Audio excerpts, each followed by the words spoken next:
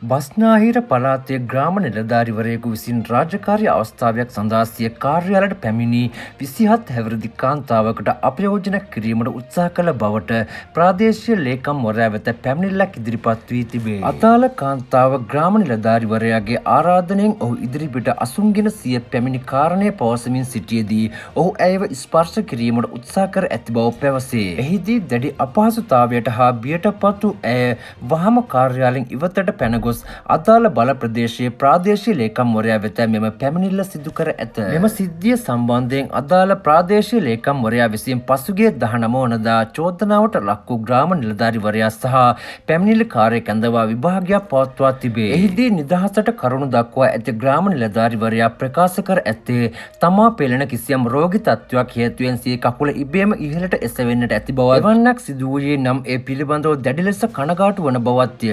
ඔහු විසින් කාන්තාවකින් එලෙස සමාව ඇද සිටීමත් සමග ප්‍රශ්නය තවදුරටත් දුරදිග ගෙන යාමට අකමැත්ත පළ කළ පැමිණිලිකාරිය මෙම සිද්ධිය සමතයට පත් කර ගැනීමට එහිදී එකඟතාවය පළ කර ඇත.